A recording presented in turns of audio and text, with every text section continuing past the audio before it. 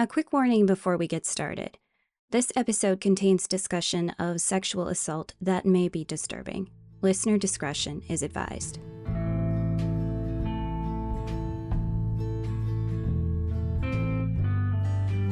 As a note, we reached out to Tim Ballard's attorney to request an interview. Our request went unanswered. And one last thing. After Tim Ballard left the anti-trafficking organization OUR in 2023, it was renamed OUR Rescue. Its new leaders say they do not condone Tim Ballard's alleged actions while part of the old organization.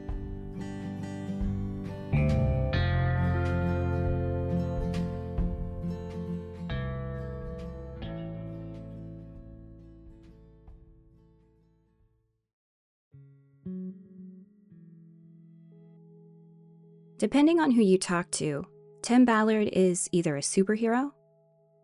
Tim Ballard has one mission: to track down child traffickers. Or a supervillain. He was standing there completely naked. And it's almost, I remember freezing, and he pushed me against the wall and slammed me. The one thing everyone seems to agree on is that Ballard tells a gripping, even exhilarating story about how he became the man the world knows today. A man who went undercover in unfamiliar territory to save children who had been subjected to unthinkable horrors.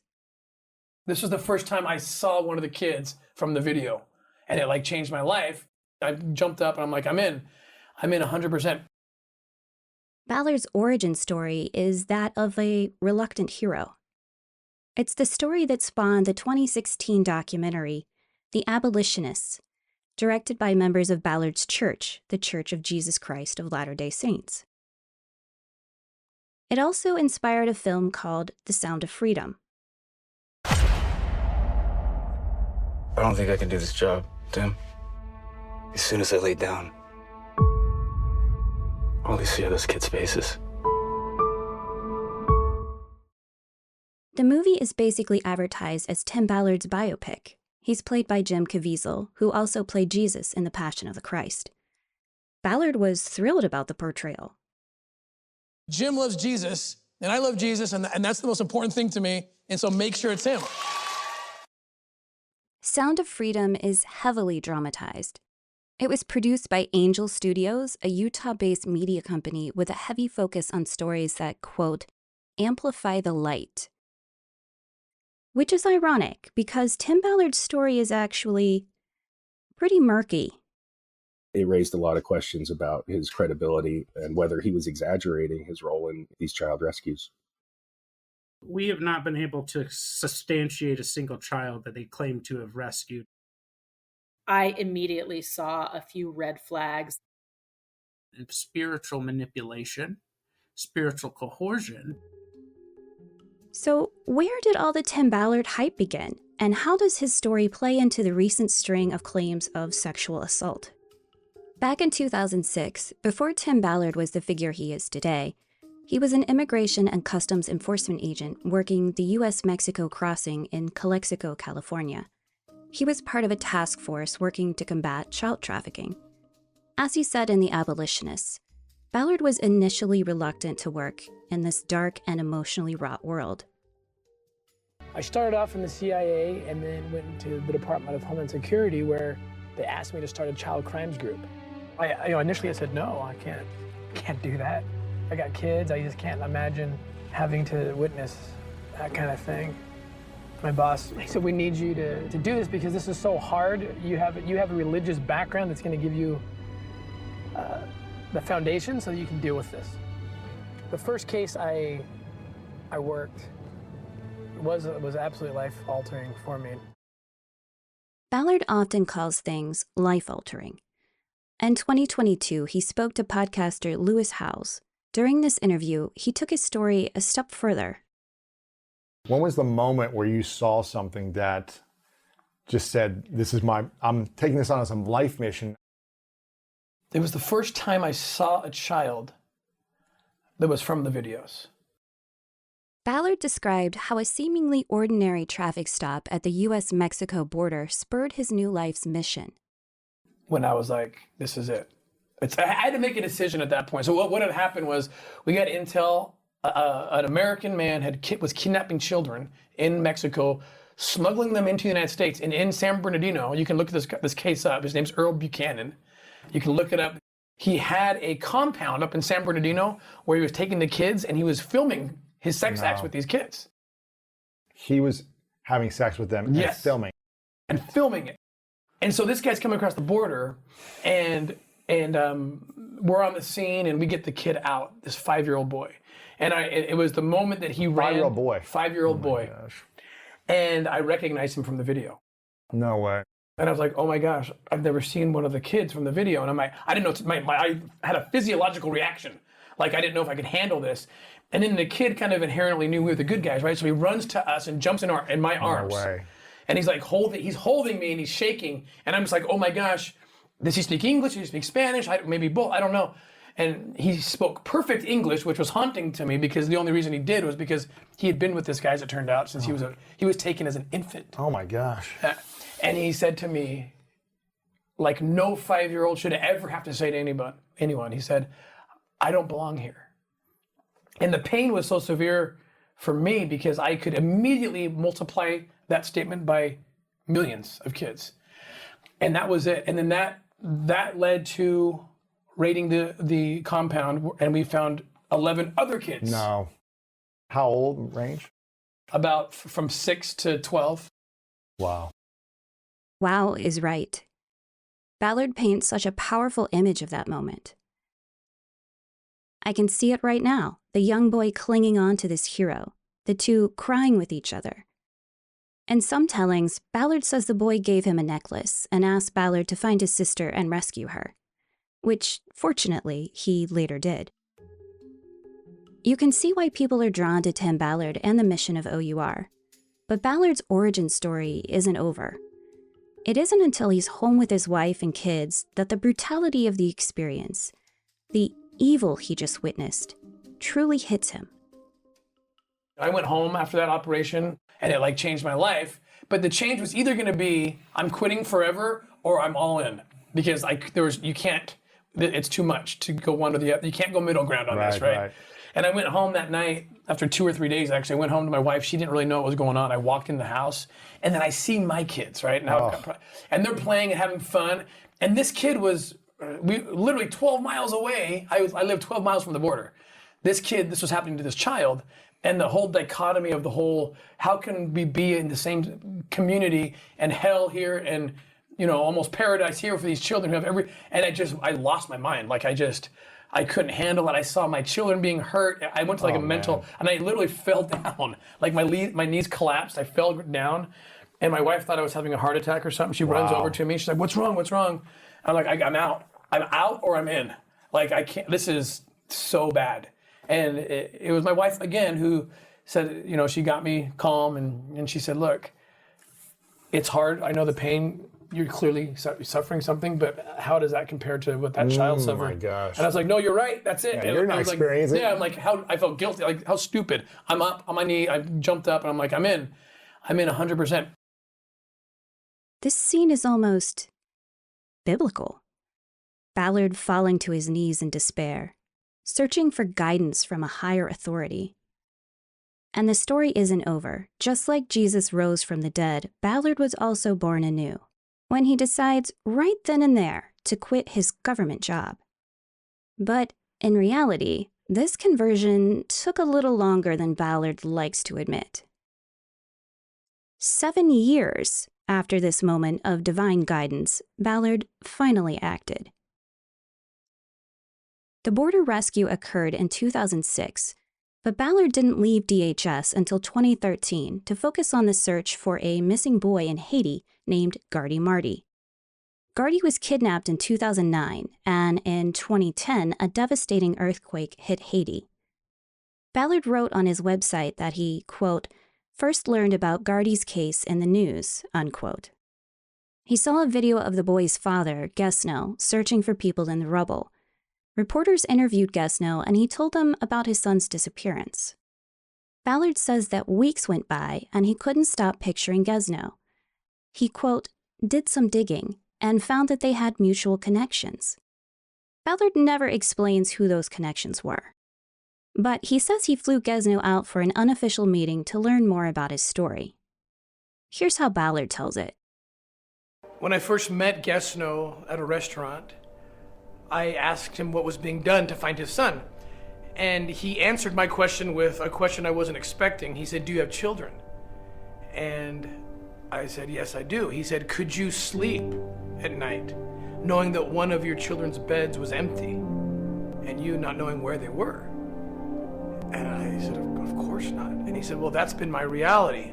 The only thing being done is I walk the streets at night. I work all day, and then I walk the streets at night, arbitrarily picking some neighborhood. The more crime-ridden, the better. The darker, the better. Flashlight in hand, and I pray to God that I'll hear my son cry. And that's what's being done to find him. And it was in that moment that I said, there's so much more we can do, and I promise you, I will never stop. Until I die, I will never stop looking for your son. Ballard says he tried as hard as he could for 2 weeks to work on this case as a federal agent.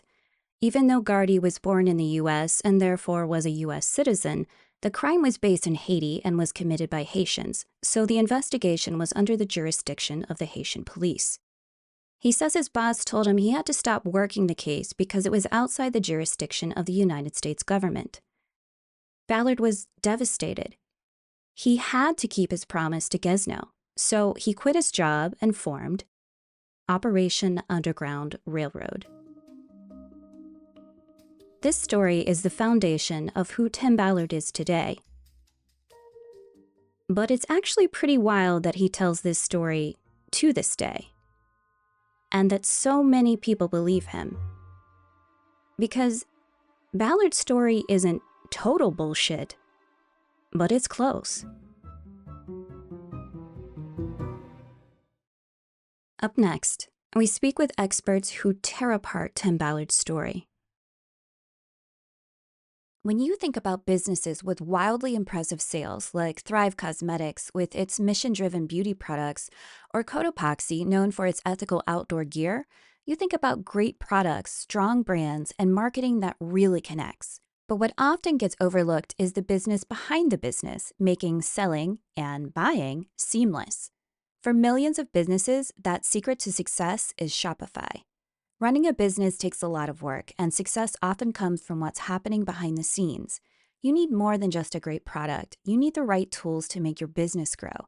That's where Shopify comes in. Shopify is the platform that makes selling simple, with the best checkout experience on the planet with tools like Shop Pay, which boosts conversions up to 50%. That's fewer abandoned carts and more. Upgrade your business and get the same checkout Cotopaxi uses with Shopify.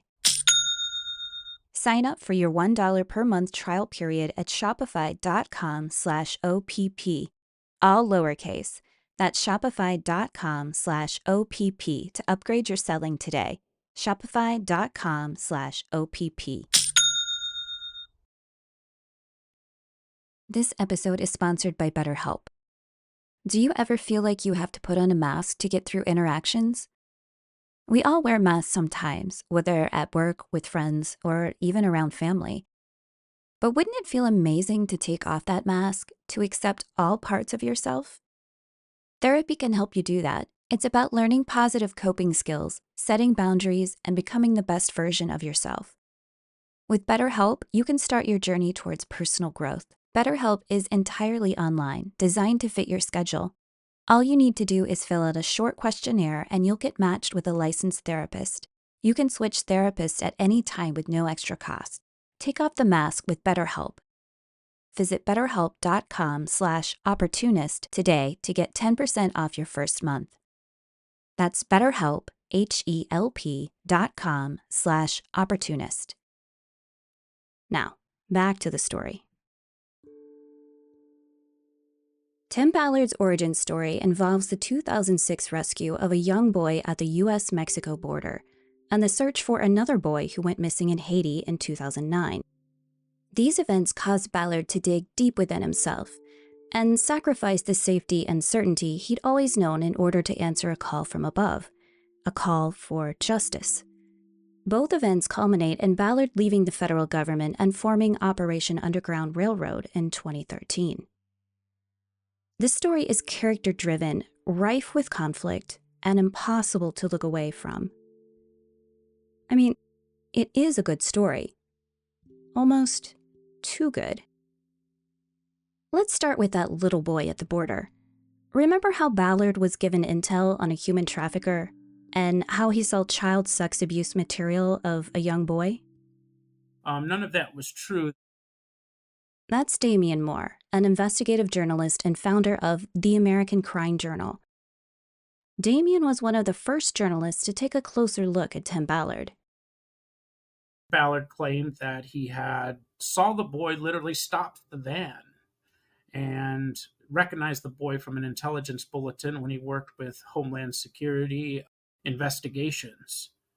Claims that he stopped the van and rescues this boy from a human trafficker and then went on to rescue his sister. There was a real boy that was rescued, but Earl Buchanan was not a human trafficker. He was a serial pedophile. And he had known this family for many years. In fact, the grandmother had allowed him to be with the boy to go visit the boy's father or mother in Mexico at the time. So he was not kidnapped. This was a friend of the family, very typical type of case you would see in pedophilia, where the family and child has been groomed, and this child was with Earl Buchanan for a couple days, and when he was on his way back over the border, they couldn't find the boy's ID. So Border Patrol went to try to ID this boy. They found a video camera, looked on the video camera, and found child pornography on it. Earl Buchanan was busted by border guards, and Tim Ballard was called in to handle the video evidence. In case you didn't catch that, this means there was never any intel for Ballard to see. Authorities didn't even know who Earl Buchanan was before the day he was arrested. According to court records, the traffic stop was sheer luck. And that's not all. Here's Robert Gerke. He unraveled Tim Ballard's story in 2023 for the Salt Lake Tribune. The thing that struck me about it when I read the court documents was what a small part Tim Ballard played in the entire thing, and what a central part it is to his narrative and the movie's narrative. According to Tim's story, they had intelligence that Buchanan was trafficking children and sort of did this pinpoint stop at the border and found this kid that he had seen before in videos and pulled him out and rescued his sister. And all of these other kids were rescued from Buchanan's clutches. And really, it was an accidental stop. Tim wasn't there for it. He got called in later. They didn't know that that Earl Buchanan was this monster trafficking children. When they called the grandmother, who was the legal guardian of these two kids, the daughter, who Tim says he'd later rescued, was the one who answered the phone and put her grandmother on. The story that he told over and over in these fundraising pitches just didn't bear a lot of resemblance to what actually was conveyed in the court documents. Now, Tim would say, and has said, that the court documents don't tell the whole story, that he's telling the whole story, but there are inconsistencies in it. Okay, I've seen these court documents. They're part of Earl Buchanan's criminal record. And I'll say this much. Ballard does a great job with his testimony. When he describes his involvement in Buchanan's arrest, he timestamps his actions every 15 minutes. From the time his colleagues phone him as he's sitting down to dinner with his family at 5:30 p.m., 2 hours after Buchanan was first stopped, to when he arrives at the port of entry at 6:15 p.m., and so on. He told the court that the only time he spoke to the young boy was to ask where he lived, and that he called Child Protective Services to transfer the boy into their care. Ballard's testimony is extremely detailed. So, when he says the court documents don't tell the whole story, he's actually contradicting his own legal testimony. There are two versions of the Earl Buchanan stop story. One version is legal sworn testimony, and the other, which Ballard says is the real truth, is used during promotional events aimed at raising money for OUR. it's not hard to see which is more likely the real story. Ballard uses this story as the opening chapter of his epic tale, with him as the hero at the center. But in reality, he's a background character at best. That brings us to Chapter 2, when Ballard does actually lead the plot. Gardy Marty's 2009 disappearance. Remember, this is what spurred Ballard to quit DHS because, according to him, it wasn't in his jurisdiction. Here's the thing, though. The US does have jurisdiction over human trafficking cases abroad. The exact laws can be complex, but it happens all the time. Ballard even said himself that the FBI was involved in the search for Gardy. The FBI never confirmed or denied this, but it's hard to ignore Ballard's contradictions. Look, we all know liars. People lie all the time, or at least exaggerate to the point it's a near total lie. At least Ballard was actually trying to save children. So what's the harm in embellishing his story and gaining some clout? As Robert Gerke briefly mentioned, Ballard's story was key to his fundraising efforts. OUR even went so far as to sell thousands of dog tags, just like the one the boy supposedly gave to Ballard. The FBI later investigated Tim Ballard and OUR for misleading donors. Money wasn't his only motive. Ballard got involved in politics too. In 2023, he said he was considering running for Mitt Romney's Senate seat. Ballard seemed to be forming a platform as he visited the White House and even testified before Congress in support of a US-Mexico border wall. He believed a wall would help prevent trafficking. Ballard used his story about Earl Buchanan to push this argument. And he used another story as well. Here he is at the White House briefing in 2019 alongside then-President Donald Trump. One little girl I can tell you about, in fact, I introduced this little girl to Miss Trump during a private briefing. This little girl was kidnapped in Central America, 11 years old, groomed for 2 years, with the intent of getting her ready to come to America. Why? Because we are the highest consuming nation of child pornography. We are the clientele that's the big money. They brought this little girl through a part of the southern border where there was no wall, easily got her to New York City, and this is hard to hear, but this is the truth, and everyone needs to hear this. This little girl, and this is very typical, raped for money every day, 30 to 40 times a day. If that's not a crisis, if that's not an emergency, I don't know what is. About a year after that White House briefing, Vice News did an in-depth report that focused largely on this little girl that Ballard claimed his organization helped. They found a ton of inconsistencies.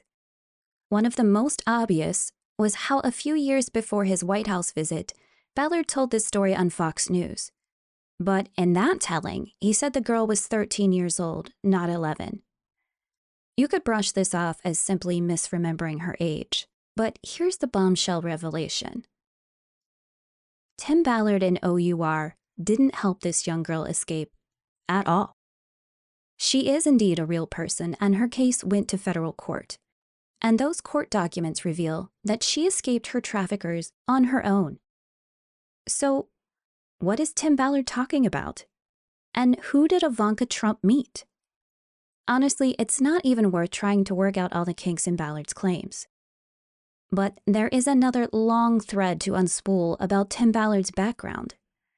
One that goes back to the beginning and his alleged start at the CIA. So far, we've picked apart the two main search and rescue stories that Tim Ballard used to fuel fundraising for OUR and even set a launchpad for a potential career in politics. But there's one more tiny detail we need to revisit. I started off in the CIA and then went into the Department of Homeland Security where... Well, the lawsuit says Tim Ballard was an unpaid intern who was fired by the CIA. His LinkedIn page says he was a CIA officer. His Twitter, until recently, said undercover operator, and the church called him a former CIA operative. I almost felt bad for the guy.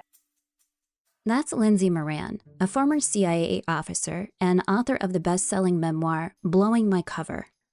She was in the CIA's clandestine service from 1998 to 2003.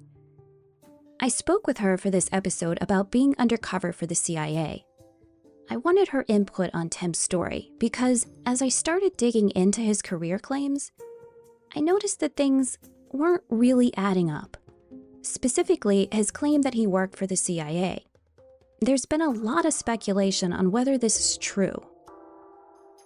If you search for Ballard on the DHS investigation site, the only hits you get for Tim are 2 Freedom of Information or FOIA requests from when suspicion about him started to generate. Here's Lindsay. He seemed to be caught in like a deer in the headlights. He's presented himself as a Jason Bourne type character. Lindsay first noticed something was off about Tim's story when her 17-year-old son convinced her to watch the 2023 film Sound of Freedom. I immediately saw a few red flags at the end of the movie when the actor kind of morphs into the real Tim Ballard, who I think it's inarguably doesn't have the best reputation either among the anti-trafficking community or, just increasingly in the public eye. After seeing the movie, I was curious about, this Tim Ballard guy, and did a little bit of a deeper dive and noted that he claimed a CIA affiliation, and the terminology that he used both in interviews and on websites and for speaker viewers was just highly sus, describing himself as a CIA operative. And I should be clear, like full disclosure, sometimes people will refer to me as a CIA operative, and I kind of own that because I don't really get hung up on the nomenclature too much. If someone calls me a CIA agent, I will usually correct them. But I get that the actual terminology that the CIA uses to describe its undercover officers is kind of not sexy. I mean, when I was there, the word was a case officer. Well, it sort of sounds like you're, I don't know, like a caseworker or social worker or some kind of bureaucrat. So it's like, even though you have the sexiest job in the world, which is working for the clandestine service and going undercover, conducting operations overseas, 2 things I'll say. The work you do is not as sexy as Hollywood would portray. And the actual title is just a case officer. Case officer is also synonymous with an operations officer. So if you're someone who's actually been in the CIA, in the clandestine service, you have worked working undercover, you're either an ops officer or a case officer. Very rarely use operative. That's more like a public term, and would never describe yourself as like a CIA agent. Now, as I understand, it's kind of hard to get confirmation from the CIA if someone was a former employee.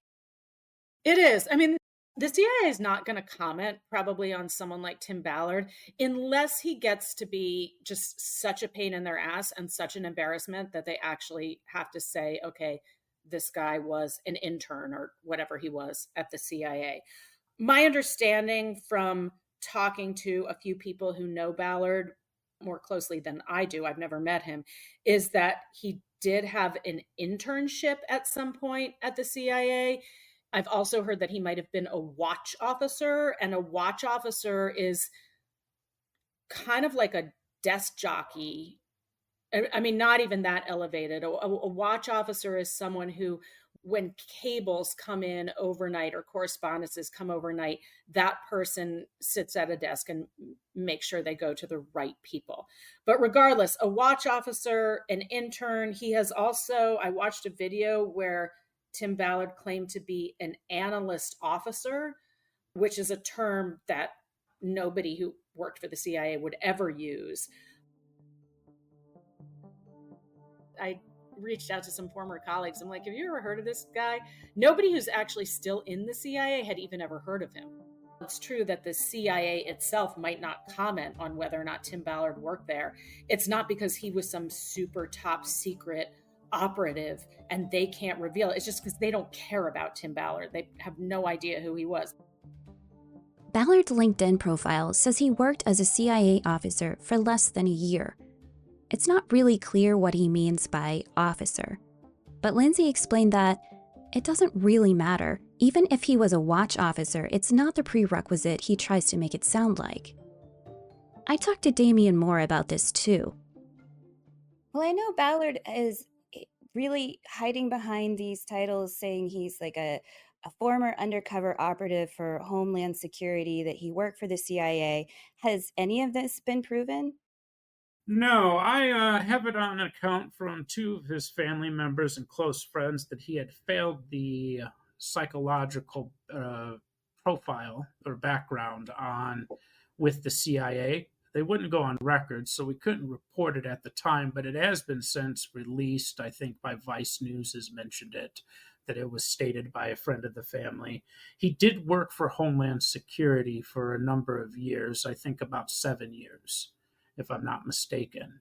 But one of the myths I'd like to clear up is that he says he quit his job at Homeland Security after this boy was rescued in 2006 and started Operation Underground Railroad. Earl Buchanan was arrested in 2006. The case was wrapped up by 2008. Operation Underground Railroad wasn't started until 2013. So it was 5 years after the case had ended in court. So there was this huge period of time in between Operation Underground's founding and when he was with Homeland Security. So it just seems like he really plays on people's emotions a lot in the social media too, like his Instagram and his tweets. It all seems like almost like a campaign. Oh, I agree, absolutely. I mean, that's kind of how they know it's very grassroots and how it works. It's very manipulative. Lindsay dug a little deeper into the absurdity of Ballard's claims. If he was a watch officer or if he was an intern, he never would have received the training that operations officers or case officers receive, which is extensive training on tradecraft, conducting surveillance, using disguises. And to be clear, what we're being trained to do is to cultivate and recruit human sources, not to conduct raids. That's not what CIA undercover officers do. The training, the clandestine service training, is reserved for the very small cadre of ops officers, also known as case officers, who are in the CIA's clandestine service. The CIA is absolutely not involved in the fight to eradicate human trafficking. Any training that Tim Ballard received on how to conduct raids, that was not provided by the CIA for sure. I can say that with 100% certainty. The only person who can't say anything certain about Tim Ballard's so-called CIA employment is Ballard himself. In November 2023, when lawsuits against Ballard started piling up, Fox 13 Utah re-aired an interview with him from February of that year. What'd you do for CIA? There's too many NDAs. Probably I shouldn't.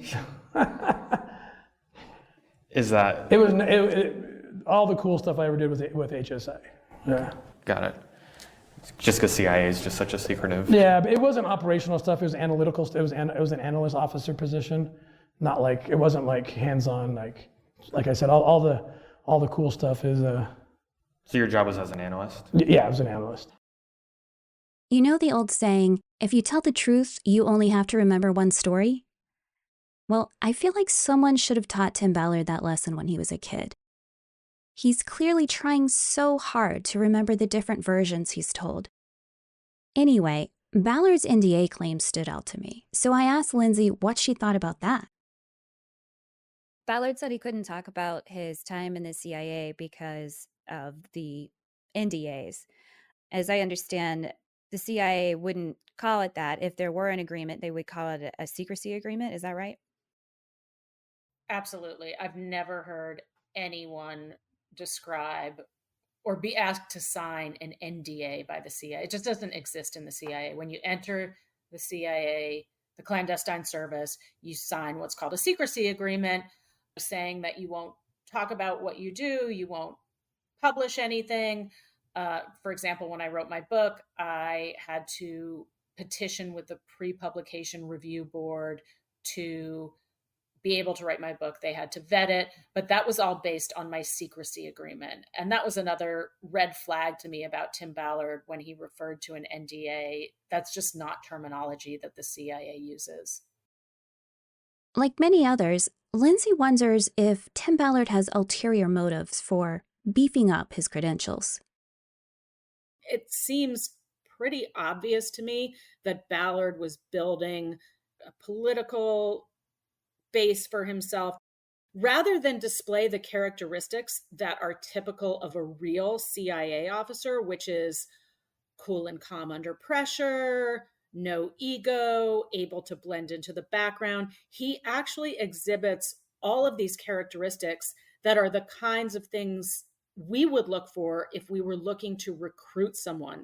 What a CIA officer does, and the way that the CIA gathers intelligence, is that when we're boots on the ground in a foreign country, we're looking for people who have access to information that is of interest to the US government. And then we're kind of trying to determine, okay, if this person has access and placement, which is CIA speak for, are they well placed to be able to provide the information we want? Then we look to see, are they exhibiting the kind of vulnerabilities that would make them a viable target for recruitment? These sort of weaknesses, tremendous ego, wanting to be in the limelight, having a bit of insecurity probably about his own effectiveness or talent or intellect or whatever. So those are the kind of things that, as a former CIA officer, I'm like, that's a guy I could recruit because I could prey upon his vulnerabilities, foremost being ego. One of the things that we always see when we're looking to recruit a source of information is this person motivated by ego? And ego can be a real motivator for someone to commit espionage. We're looking for criminals with morals. And I think the difference between Tim Ballard and someone who actually has been in the CIA's clandestine service is he lacks the morals. It's unfortunate because the issue that he allegedly dedicated himself to, eradicating sex trafficking and child sex trafficking, is a very real issue. And it does a disservice to all the other organizations that are working to eradicate this really evil practice. I can see a pattern of dissonance between Tim Ballard's words and his actions. Is it more important to Ballard to actually rescue enslaved children or to be known as the savior of enslaved children? I wonder because while he has carefully crafted Brian Black, the antithesis of a morally upstanding man, it's not Black who's lying about his credentials to appear more impressive, nor is it Black taking credit for saving children he hasn't rescued. If Ballard has lied about his career qualifications and manipulated statistics, what else has he lied about and manipulated? Because in the end, he may have done more harm than good. I should be clear that conducting raids is pretty freaking rare in the world of intelligence. It's more the world of human intelligence. It's more a slow burn. You're developing sources over time. You're collecting intelligence from them over time. The way that Tim Ballard seemed to have conducted missions or operations is to just kind of show up and start looking for the people having child sex parties. I have even heard allegations that he was involved in creating those parties or creating a venue for those parties and bringing in people who would act like they were interested in having a party where there are young, vulnerable people. It seems to me that he was using these operations to bolster his ego, build up his own persona. It's a liability to the operation and a liability to themselves.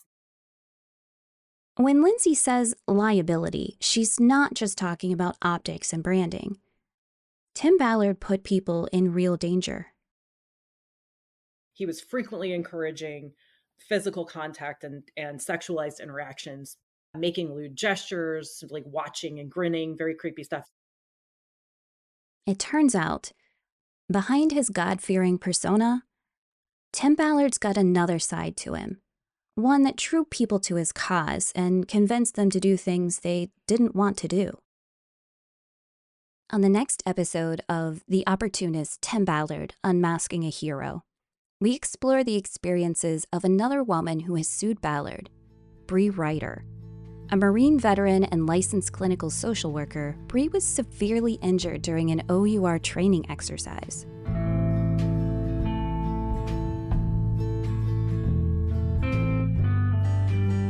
Thank you for tuning in to The Opportunist. This episode was written by Sarah Batchelor, produced by Abby Newhouse, and executive produced by Connor Powell.